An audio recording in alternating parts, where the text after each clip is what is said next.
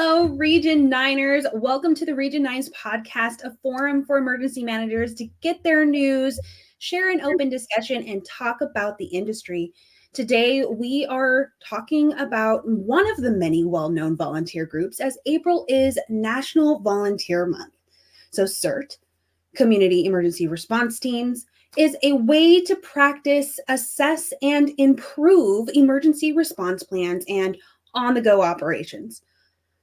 But today we have a guest that can give us a little bit more of a deep dive into what CERT actually is and how to get involved. So I'm your host, Isamar Garcia, and this is IAEM USA's Region 9 Region Talk, the podcast. IAEM Region 9 serves Arizona, California, Hawaii, Nevada, Pacific Trust, and territories, including American Samoa, Guam, and the Northern Mariana Islands. So before we jump into CERT, a quick little info snippet from IAEM and Region 9 updates. So I'm going to come over here, read this, make sure I get this down, because the IAEM scholarship is our international scholarship, and it is extended. The deadline has been extended to May 2nd at 11:59 Eastern Daylight Time. Another IAEM USA news is our annual conference EM Vision Talks. So the call for speakers is currently open and will close on May 3rd.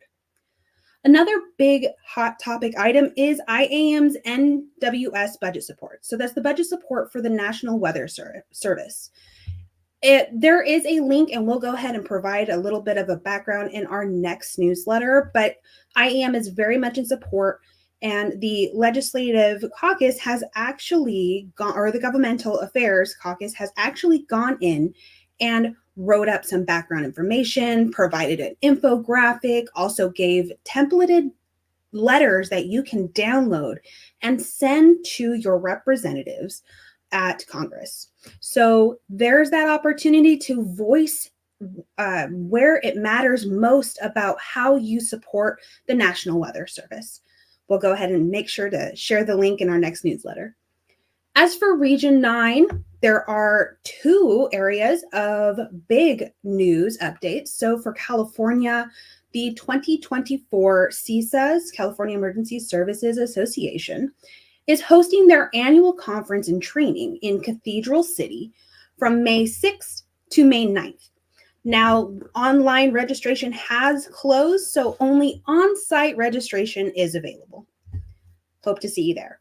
And in Hawaii, the Emergency Management Professionals of Hawaii hold their bi-monthly hybrid meeting on May 14th.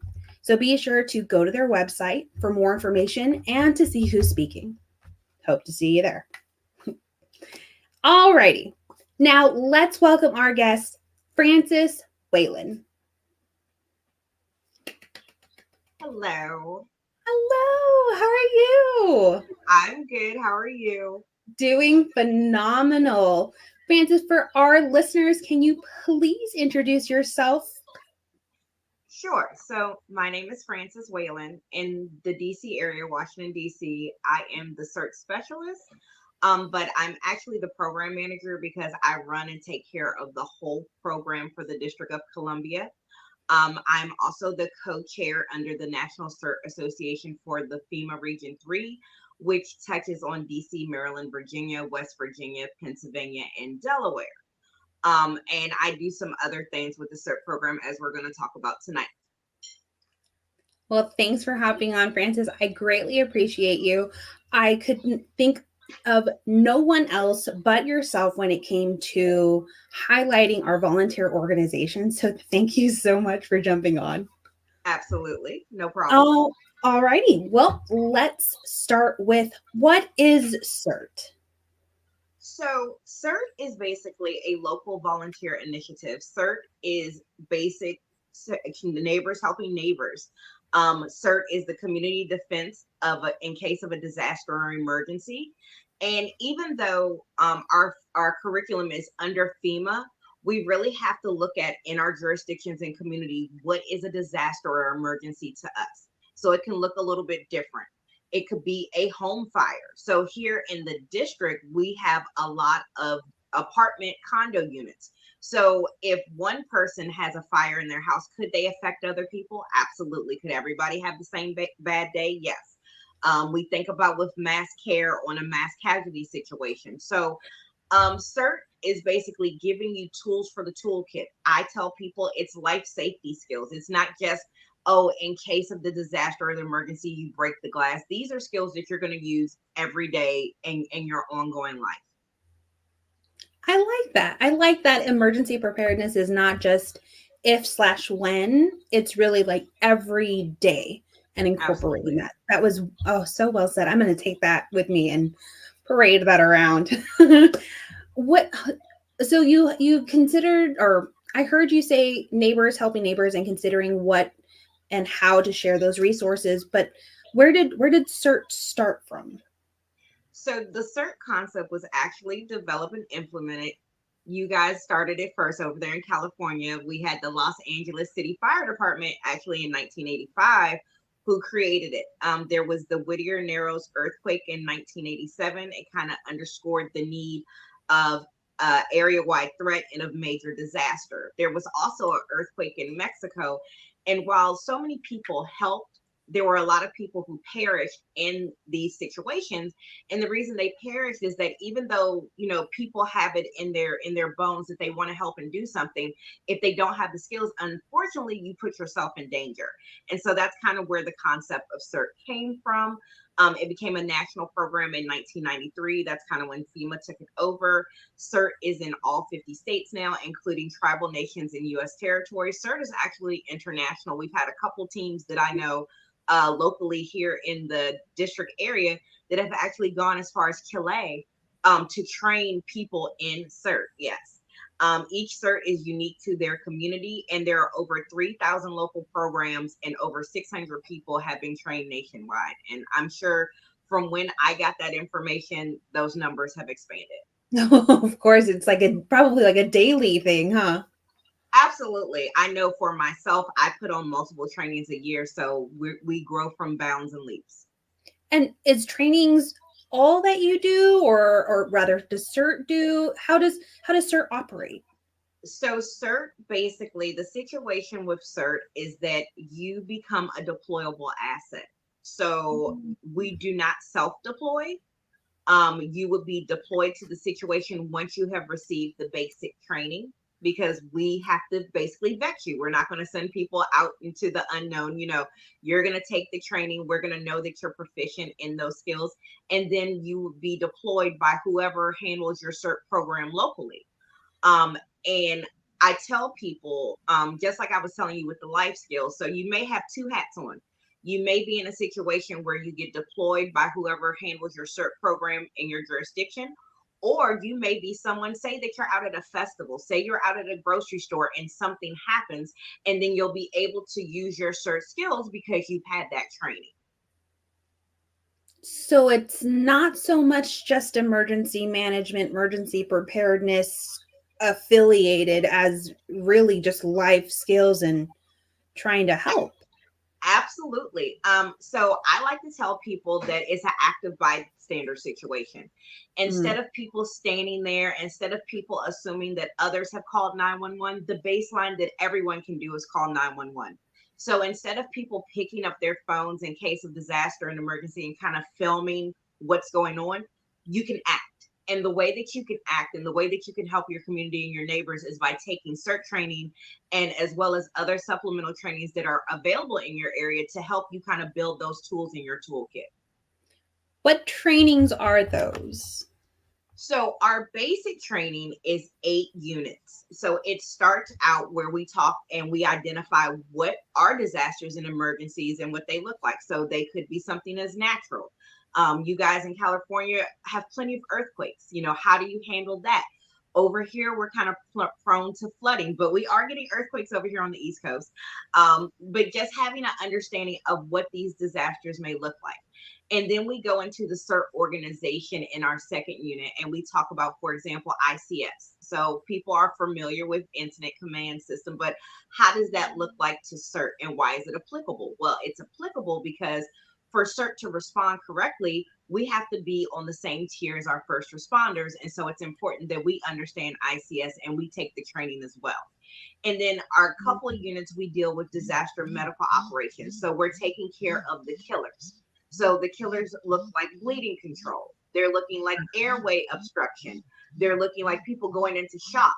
What are the top 3 things that, and how to handle those things? So we go into that.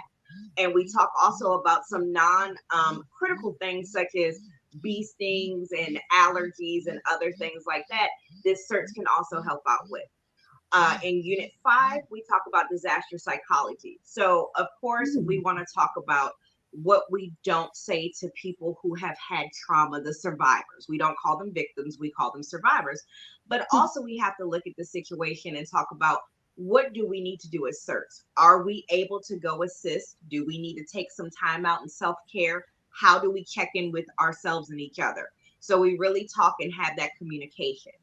Then we talk in the next 2 units about fire safety, which is very important. Some people have never used a fire extinguisher ever. And so we teach them that there's actually a method to use a fire extinguisher, and we teach them how to use a fire extinguisher, as well as some other fire safety tips from around the house and in the community.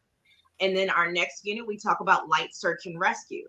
So people would say, well, why would that be important? Well, in certain jurisdictions, CERTs have been used in case of a tornado, for example, to do grid searches, to go and do structure checks and structure damage. And so we teach about what that looks like and what is okay for a CERT to enter, or just a regular citizen, and what should set off alarms to you and say that it's not okay. And then we finish out all of our units talking about terrorism in the CERT. So while CERTs are not ever deployed to a terrorist situation, could there be a situation where, like I said, you're out and about as a regular person and you see the signs and you want to do something besides see something, say something? So we talk a little bit about that and how that's applicable, not just to the CERT program, but to citizens as well. And then we round that out. We have a final exam. It's a multiple choice. And some jurisdictions also follow up with an evaluation or exercise to show your proficiency in what you just learned.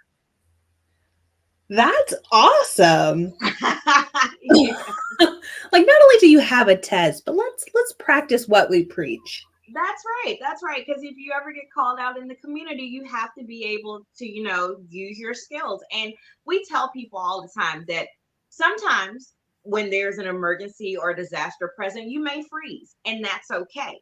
But we still want to enable you and have those skills that just in case you're able to act, you can go right into action. You can explain to people who you are, get the consent from them, and then proceed with whatever the situation is. That's awesome. That's just very cool. It's a very in-depth training, and I didn't even know about how in-depth CERT was. So on the flip side, then, moving the conversation to the other side of the coin for emergency managers, how does one tap into a resource like CERT? So are you saying how would someone take the training, or how would someone be able to utilize CERT? How would someone be able to utilize CERT volunteers as an emergency manager?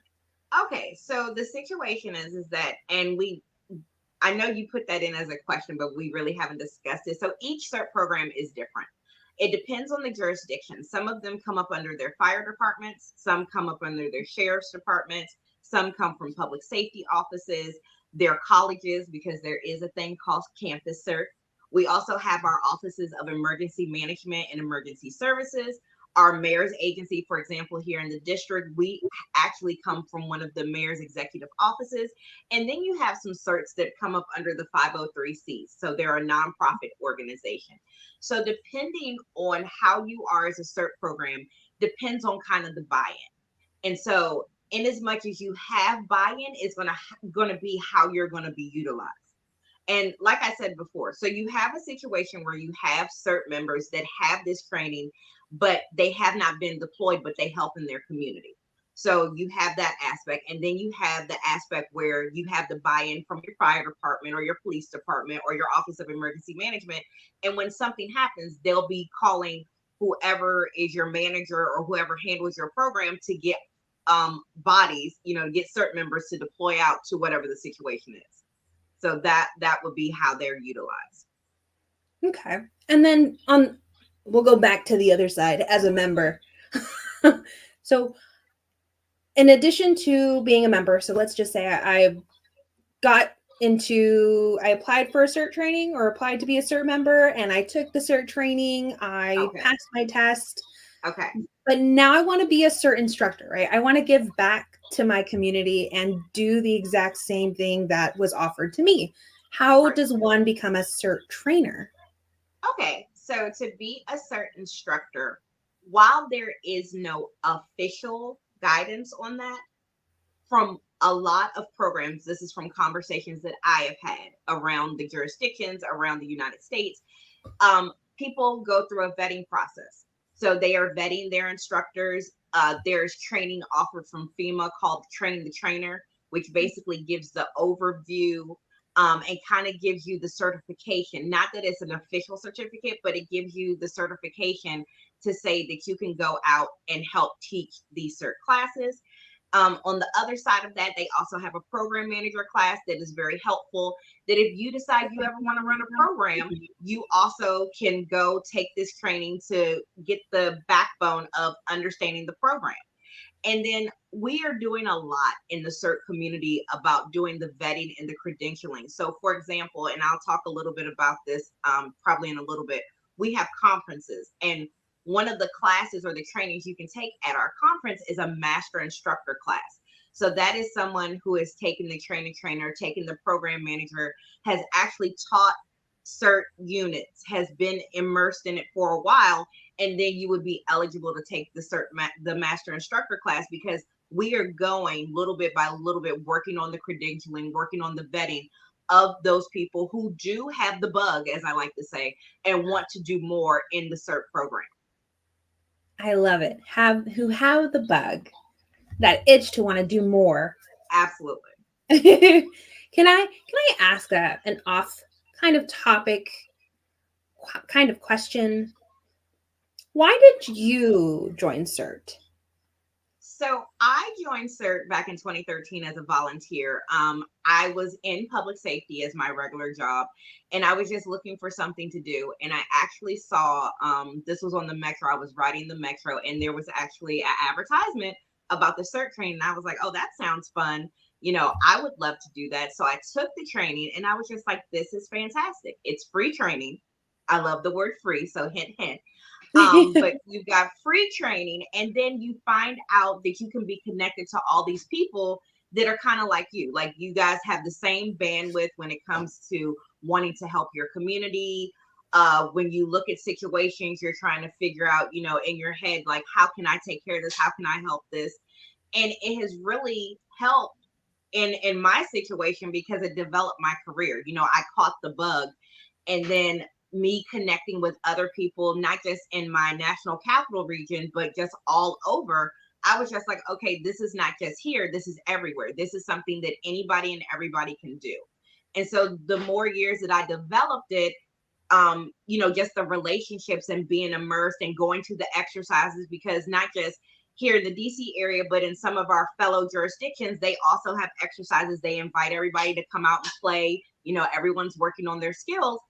I was just like, oh, how can I do something with this? And it ended up a couple of years ago of me getting the opportunity to kind of come full circle and run the program here in the district. And so it's just great for me. That's like a testimony for me of how the program works, because it does work.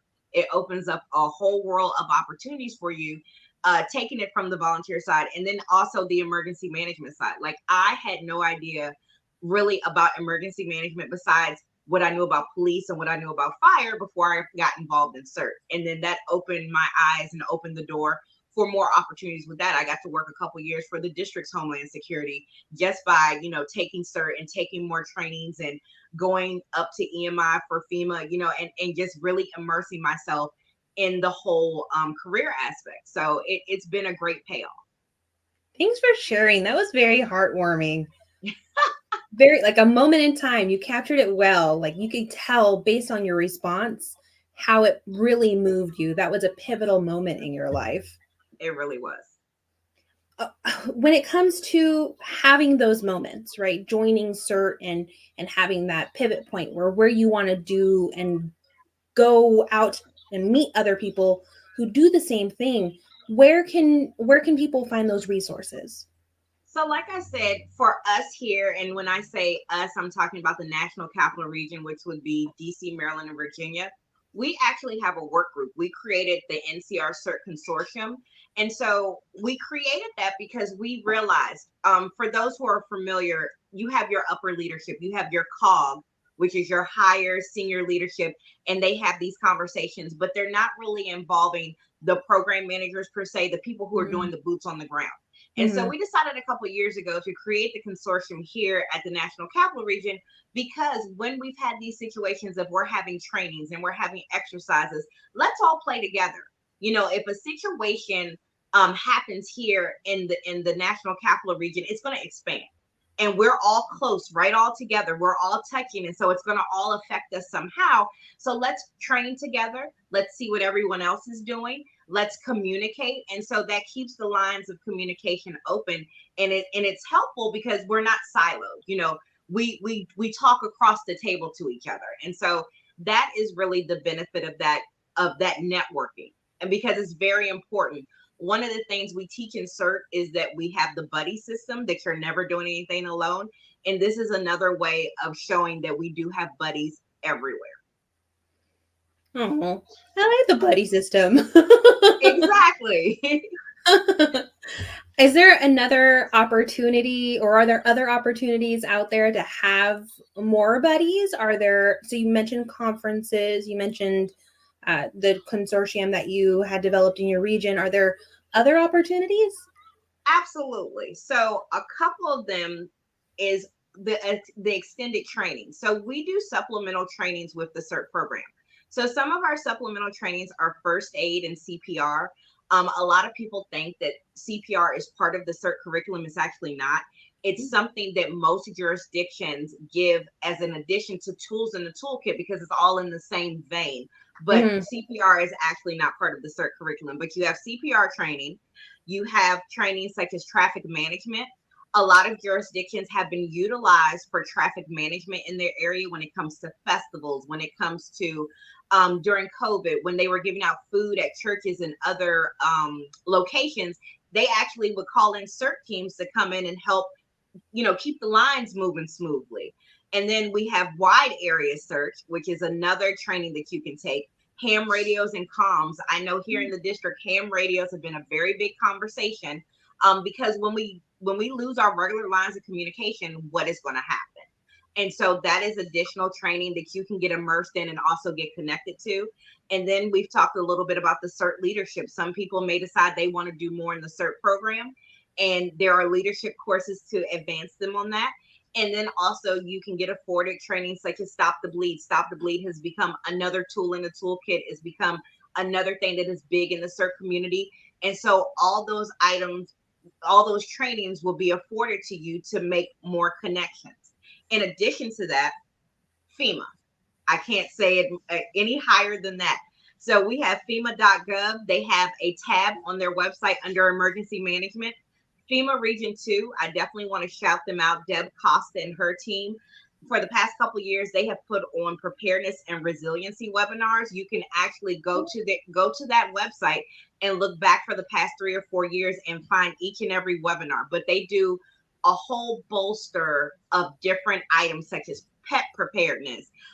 They will work with Cal OES and have other topics that are CERT related and come in and have speakers and engagement. They do a really good job.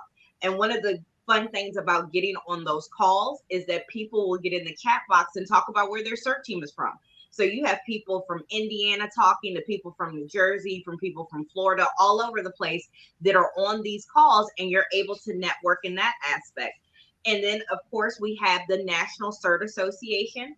So the National CERT Association was created a couple years ago, and they are basically the tie-in. They work directly with FEMA.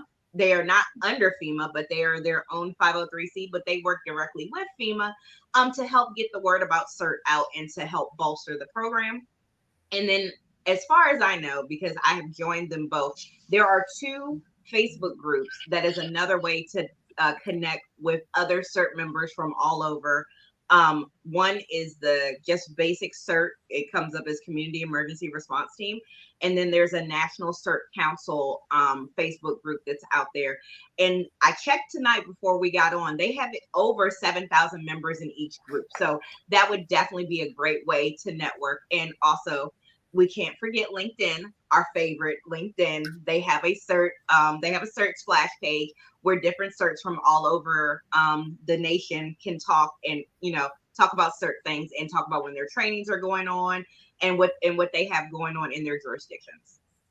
I love it. There are multiple ways to find a buddy. Absolutely. There's a buddy out there for you. Frances, will you be my buddy so that I can learn more about CERT? Thank you so much, Frances. This has been a pleasure just talking to you, learning more about CERT. This is phenomenal. Please share with our listeners where they could find you if they want to learn more about CERT. Sure, absolutely. So you can find me on LinkedIn. I am there under Frances E. Whalen. You can find me. So my email is frances.whalen2@dc.gov. And then I have two quick plugs. So we have some conferences coming up. So our national conference, the National CERT Conference, will be held in Washington, D.C. this year. I'm so excited. I'm actually the co-chair this year. It's going to be July the 22nd through the 26th at the Walter E. Washington Convention Center here in D.C. If you go to the National CERT Association website, you can find more information about it. And we'll be actually putting out a webinar in May talking about more information. And then also I want to highlight one of the other big CERT conferences coming up, the Florida CERT Association, which will be in August the 15th through the 17th of this year. So you can go Google those and find out more information, but there's definitely conferences and networking out there coming up that is going to be great for people who are interested in CERT, as well as people who have been immersed in the program for a long time to always, network with new people and get new training. All righty. Well, we'll be sure to grab all those resources afterwards with the links and everything so that we can go ahead and share with our newsletter all of the resources and plugs that you just mentioned. Thank you so much, Frances, for joining us. And if you enjoyed this podcast with Frances and talking about CERT, be sure to reach out. Again, thank you, Frances. All righty. Region 9. Thank you so much, Region 9ers, for joining us. And as always, we owe a big thank you to the man behind the controls, Brian at Sitch Radio, for being an awesome producer. And just a reminder, if you haven't already, go ahead and follow IAEM Region 9 at all our social media platforms, Instagram, Facebook, LinkedIn, Twitter, to get the most recent updates on what's happening. And as always, keep on rocking, Region 9. We appreciate you.